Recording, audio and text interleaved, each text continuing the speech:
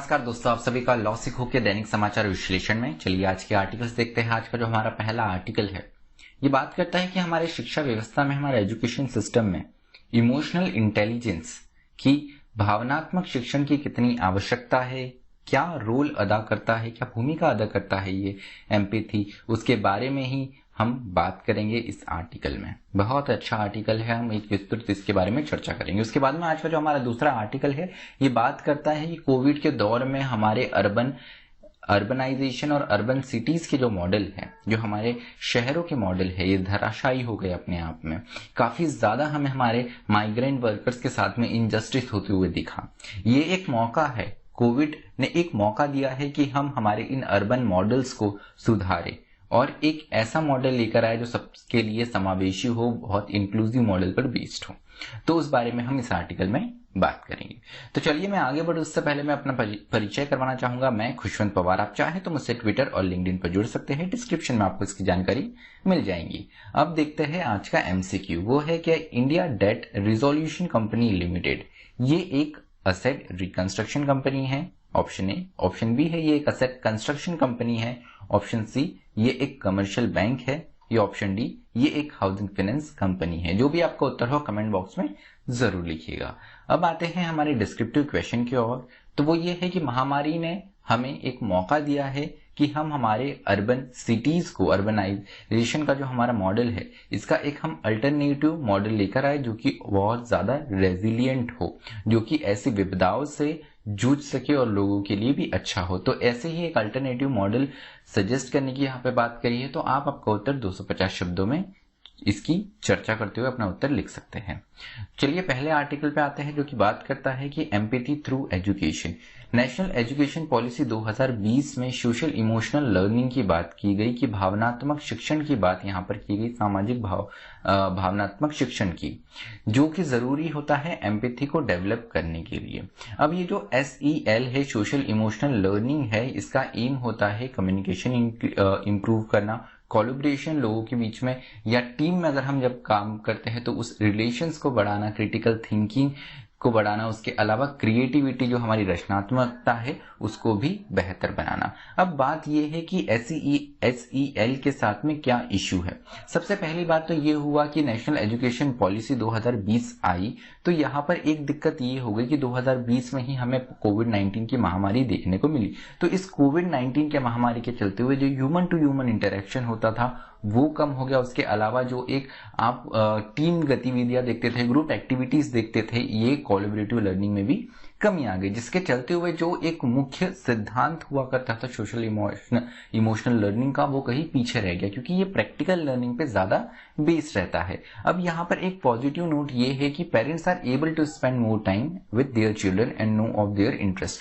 तो यहाँ पर एक अच्छा पहलू ये मिला कि जो पालक है, जो पेरेंट्स है, उन्हें बच्चों के साथ में और समय व्यतीत करने और उन्हें जानने और उनकी रुचि दिलचस्पी जानने का मौका मिला है। अब यहाँ पर वे फॉरवर्ड क्या है, कुछ समस्या हमें देखने को मिली है सोशल इमोशनल लर्निंग में, जो कि पार्ट है NEP का, यहाँ पे नेशनल एजुकेशन पॉलिसी का। तो इसमें कुछ कमियां, कुछ खामियां भी है, कुछ सुधार की गुंजाइश है, तो उस बारे में हम बात करते हैं। सबसे पहले तो बात यह है कि जिस तरीके की सोशल इमोशनल लर्निंग है, ये किसी भी बच्चे की सामाजिक आर्थिक स्थिति के अनुसार रहनी चाहिए, क्योंकि अलग अलग सामाजिक आर्थिक स्थिति अलग अलग बच्चों की होती है और उस हिसाब से उन्हें इमोशनल लर्निंग की अलग अलग तरीके से आवश्यकता होती है। उसके अलावा जो हमारे एडुकेटर्स हैं, जो हमारे केयर टेकर्स हैं, यहाँ पे मतलब पेरेंट्स की भी भूमिका हो गई, टीचर्स की भी भूमिका हो गई, तो इनके और से भी एफर्ट्स लगाने की आवश्यकता है। अब यहाँ पर दो चीज हो गई। पहले तो हम ये देखते थे कि स्कूल में जो पढ़ाया जाता था ये केवल टीचर्स की रिस्पॉन्सिबिलिटी है, लेकिन जब हम सोशल इमोशनल लर्निंग की बात करते हैं तो यहाँ पर जरूरी है कि एडुकेटर्स के साथ में इनके पेरेंट्स का, इनका अभिभावक का, इनके केयर टेकर्स का भी रोल बड़ा हो जाता है और वो इस लर्निंग में एक बहुत बड़ी भूमिका निभा सकते हैं। उसके अलावा जो भी लर्निंग हो ये विज्ञान की पद्धति से हो, साइंटिफिक मॉडल्स पे बेस्ड हो। उसके अलावा इसे सतत विकास लक्ष्य जो है, हमारे सस्टेनेबल डेवलपमेंट गोल जो है, उसका एक पार्ट बना के हमें इसे चलना आवश्यकता है। क्वालिटी ऑफ एजुकेशन के लिए बहुत जरूरी है, उसके अलावा इक्विटेबल इक्वालिटी के लिए भी ये बहुत ज्यादा जरूरी है। तो एजुकेशन, हम जब सस्टेनेबल डेवलपमेंट के गोल बात करते हैं तो यहाँ पे शिक्षा सबको मिले इसकी हम बात करते हैं, लेकिन सबको शिक्षा जो मिले वो एक क्वालिटी एजुकेशन भी होना जरूरी है। और वो क्वालिटी एजुकेशन तभी बनेगा जब हम एम्पैथी जैसे एलिमेंट, सोशल इमोशनल लर्निंग जैसे एलिमेंट हमारी शिक्षा पद्धति में शामिल करेंगे। उसके अलावा individual efforts also have to be made for better enactment of SEL guidelines.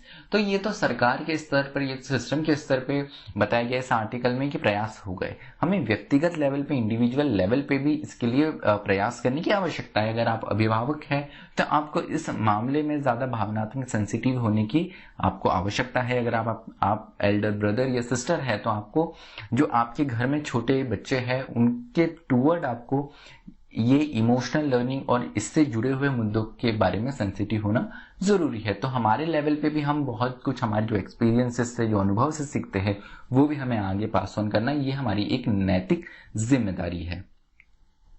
चलिए दूसरे आर्टिकल की ओर आते हैं, जो कि बात करता है अर्बनाइजेशन के बारे में। कोविड के दौर में हमें देखने को मिला कि इस तरीके से हमारे अर्बन सेंटर्स, जो हमारी मेट्रो सिटी थे, जो शहरी केंद्र थे, ये इन्फेक्शन का एक हॉटस्पॉट बन गया। और यहाँ पर बड़ी दिक्कत ये देखने को मिली कि बहुत से मजदूर जो यहाँ पे माइग्रेट होकर आए थे उनको पलायन करना पड़ा। बहुत सारों के साथ में हादसा भी हुआ और इन्फेक्शन का जो रेट है वो इन बड़ी सिटीज में बहुत लंबे समय तक रहा। अभी कुछ जाके स्थिति थोड़ी बेटर होने लगी है। तो यहाँ पर बताया गया है कि एक और ओपिनियन ये बना शहरी क्षेत्रों में, खासकर जो शहरी क्षेत्रों के लोग थे उनका ये मानना पड़ा कि जो लोग माइग्रेट होकर आते हैं वो विपत्ति के समय यहाँ पे ऐसे चले जाते हैं, जिसका परिणाम इन शहरों को लॉन्ग टर्म के लिए झेलना पड़ता है।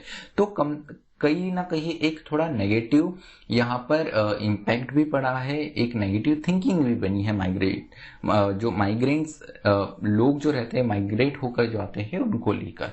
तो यहाँ पर उसी चीज को एड्रेस करने की बात की गई। इसके पीछे जो मुख्य बात थी, जो समस्या थी, वो ये थी कि हमारा जो अर्बन मॉडल्स है, अर्बनाइजेशन का जो हमारे देश में मॉडल है, ये जिस तरीके से होना चाहिए उस तरीके से नहीं है। तो यहाँ पे क्या चैलेंजेस है, क्या चुनौतियां है? सबसे पहली बात तो ये है, अगर हम देखें तो हमारे सिटीज में माइग्रेशन बहुत ज्यादा होता है गांवों से। इसके पीछे कारण बहुत से है। सबसे पहला कारण रहता है इकोनॉमिक रीजंस के कारण, क्योंकि आय या एम्प्लॉयमेंट के स्रोत गांवों या कस्बों में नहीं मिल पाते हैं। इसको देखते हुए लोग बड़े शहरों में पलायन करते हैं। अब इस पलायन में होता यह है कि घर का जो कमाऊ सदस्य रहता है वो तो बड़े शहर में पलायन कर देता है, लेकिन उनकी फैमिलीज, खासतौर महिलाएं जो है वो गांवों में रह जाती है, वो विलेजेस में रह जाती है। तो इससे समस्या ये देखने को मिलती है कि कहीं ना कहीं यहाँ पर एक जो फैमिली ब्रेकडाउन होता है, उसके अलावा इसके काफी ज्यादा सोशियोलॉजिकल इम्पैक्ट्स भी होते हैं जब आपका फैमिली इस तरीके से ब्रेकडाउन होता है। इससे बहुत सी चीजें लीड कर सकती है, जैसे जो मजदूर यहाँ पर काम करते हैं उनकी मेंटल हेल्थ पे भी अफेक्ट होता है। जो गांवों में जिनके परिवार रह रहे हैं उनको भी काफी ज्यादा यहाँ पर अफेक्ट उसका देखने को मिलता है। उसके अलावा बात की गई है कि हमारे देश में ना प्रॉपर लॉ नहीं है कोई अर्बनाइजेशन या अर्बन मॉडल्स को लेकर। उदाहरण के तौर पर अगर हम समझे तो जितना फंड एलोकेशन होना चाहिए उस हिसाब से फंड एलोकेट नहीं होता है। अगर एलोकेट भी होता है तो उस हिसाब से खर्च नहीं होता है। इसके बारे में भी हम आगे बात करेंगे। उसके अलावा इंफ्रास्ट्रक्चर की अगर हम बात करें, मुंबई जैसे शहर का उदाहरण रहे ले, तो मुंबई में जो आधी से ज्यादा पॉपुलेशन है ये स्लम्स में रहती है। इससे ये पता चलता है कि हमारे इन शहरों में स्केलेबल इंफ्रास्ट्रक्चर नहीं है। हमारे इन शहरों में आधारभूत ढांचा ही नहीं है जहां पे लोग कम से कम अपने घर जिसे कह सके। तो इसी को चलते हुए यहाँ पे बात की गई है कि फंड्स की अगर हम बात करें तो बजट स्पेंडिंग जो है, कि जिस तरीके से बजट मिलता है उसको ठीक से व्यय नहीं किया जाता है। 40 लाख करोड़ का एलोकेशन हुआ 28 स्टेट्स में, बड़ी सिटीज के इन अर्बन सेंटर्स में, लेकिन इसमें से अगर खर्च करने की बात की गई तो केवल 3.7 लाख करोड़ ही स्पेंड हुआ है। इससे पता चलता है कि हमारे पास में जो रिसोर्सेस आ रहे हैं हम उसका ठीक से यहाँ पे एलोकेशन ही नहीं कर पा रहे, उसको खर्च नहीं कर पा रहे। तो मॉडल नया मॉडल लेकर आना या उसमें सुधार लाना एक बहुत दूर की बात होती है। उसके अलावा हमारे देश में अगर हम देखें तो फेडरल सिस्टम है, संघवाद है, सेंट्रल की कुछ पावर है, स्टेट की कुछ पावर है। अगर हम देखें सेंट्रल और स्टेट में तो दोनों में रूरल और अर्बन मिनिस्ट्रीज रहती है, लेकिन इनके अगर पॉलिसी भी काफी बनती है, लेकिन जब पॉलिसी इंप्लीमेंटेशन की बात आती है तो यहाँ पर काफी खींचतान देखने को मिलती है। तो आवश्यकता फिर वापस वही आ जाती है कि केंद्र और राज्य सरकारों के बीच में समन्वय होना चाहिए और साथ में इन्होंने पॉलिसी एंड प्रोग्राम्स लेकर आने की आवश्यकता है। उसके अलावा लोकल गवर्नमेंट्स की अगर हम बात करें तो औपनिवेशिक काल में जो एक सिस्टम बना था हमारी लोकल गवर्नमेंट्स का, उसी तरीके की लोकल गवर्नमेंट जो है, क्षेत्रीय सरकार है, वो इस तरीके से है। जैसे लोकल गवर्नमेंट अर्थात यहाँ पे जो हमारी नगर पालिका, महानगर पालिका, महानगर निगम, नगर निगम ये है, तो इस तरीके की ही हमारी जो लोकल गवर्नमेंट्स है, इसमें अगर हम देखें तो यहाँ पर इनको इतनी इंडिपेंडेंस, इतनी स्वतंत्रता नहीं मिलती है।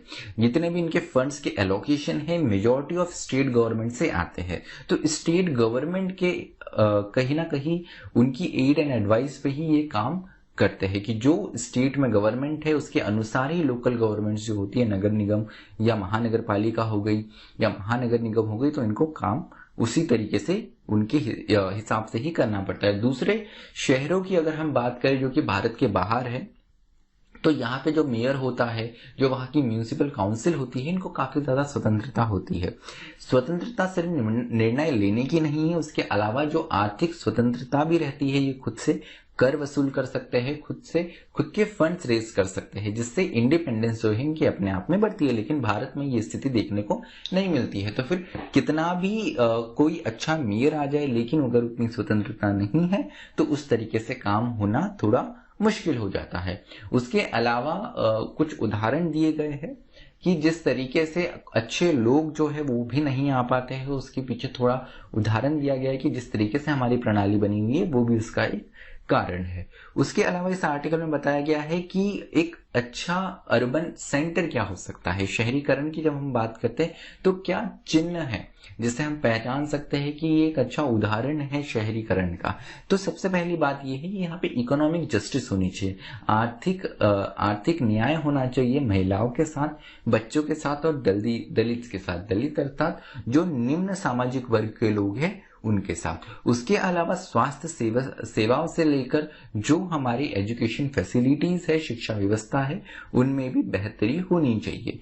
बहुत से अर्बन सेंटर्स में अगर हम देखें तो मेजॉरिटी ऑफ स्कूल्स जो रहते हैं ये इंग्लिश मीडियम रहते हैं। एंट्रेंस एग्जाम जो रहते हैं ये भी इंग्लिश में इसके पेपर्स आते हैं, एग्जाम्स भी अंग्रेजी में होते हैं। तो यहाँ पे जो लोग गांवों से पलायन करके यहाँ पर आए हैं उन्हें काफी दिक्कतों का सामना करना पड़ता है और वो कई मामलों में पीछे छूट जाते हैं। उसके अलावा एक और बात ये की गई है, जैसे पावर की बात की गई कि लोकल गवर्नमेंट्स के पास में ज्यादा पावर होती है, फंड्स की भी पावर होती है और इंफ्रास्ट्रक्चर, इनका आधारभूत ढांचा जो है वो भी बेहतर होता है। अब बात की गई है कि what happen if we cut down on urbanisation. अगर हम अर्बनाइजेशन पे कट डाउन करें, अगर हम हमारे शहरों पे इतना ध्यान नहीं दें, हम गांवों की तरफ ही दें, क्योंकि हमारी आधे से ज्यादा जनसंख्या जो है ये गांवों में ही रहती है।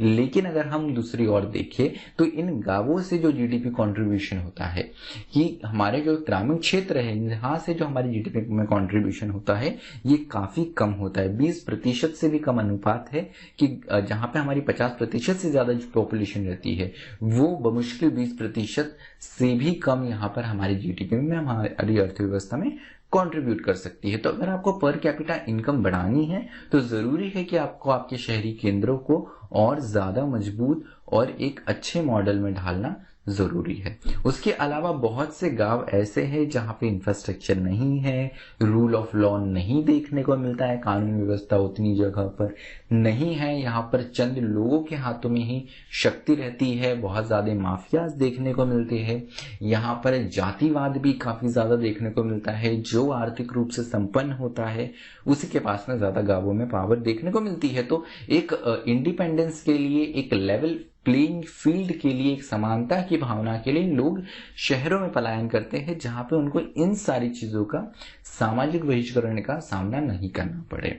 उसके अलावा एक और बात ये की गई है कि अर्बनाइजेशन की अगर हम बात करें तो एक चीज जानना जरूरी है कि बहुत से हमारे अर्बन सेंटर्स ऐसे हैं जहां पर ट्रैवलिंग टाइम बहुत ज्यादा होता है। उदाहरण दिया गया है कि टोक्यो में जापान की 1/3 जनसंख्या रहती है, लेकिन यहाँ पे कम्यूट टाइम की अगर हम बात करें तो 30 मिनट से ज्यादा नहीं होता है। वही बहुत दिल्ली की बात करें, मुंबई की बात करें हम, या बैंगलोर या पुणे जैसे शहरों की बात करें, तो यहाँ पर कहीं कहीं कम्यूट्स जो डिस्टेंस है ये 2 घंटों से भी ज्यादा होता है, जो कि कहीं ना कहीं किसी भी पर्सन की मेंटल हेल्थ को भी बहुत ज्यादा अफेक्ट करता है, उसकी क्वालिटी लिविंग को भी बहुत ज्यादा इफेक्ट करता है। उसके अलावा ऐसा नहीं है, इसमें एक बहुत अच्छा उदाहरण दिया गया है कि सिंगापुर का अगर हम जनसंख्या घनत्व देखें तो वो जनसंख्या घनत्व अगर हम भारत में अप्लाई करें तो भारत की पूरी जनसंख्या केरला जैसे छोटे राज्य में एकोमोडेट हो सकती है। तो यहाँ पे जगह का भी प्रॉब्लम नहीं है। यहाँ पर बात यह है कि आप आपके रिसोर्सेस को किस तरीके से मैनेज और यूटिलाइज करते हैं। तो चलिए, आज का हमारा ये जो डिस्कशन है वो यही समाप्त होता है। आप हमें ऑडियो फॉर्म में हमारे अलग अलग पॉडकास्ट प्लेटफॉर्म्स पे भी सुन सकते हैं, वहां पर आप हमें फॉलो भी कर सकते हैं। उसके अलावा आप हमसे इंस्टाग्राम और टेलीग्राम पे भी जुड़ सकते हैं। इंस्टाग्राम का हमारा एक नया पेज लॉ सीखो लॉ फाइनेंस शुरू हुआ है, आप यहाँ पर जुड़ सकते हैं, हमें फॉलो कर सकते हैं, अपना फीडबैक शेयर कर सकते हैं। अधिक जानकारी के लिए आप लॉ सीखो की वेबसाइट विजिट कर ही सकते हैं। मुझे सुनने के लिए आप सभी का धन्यवाद। Thank you. Stay tuned to law सीखो।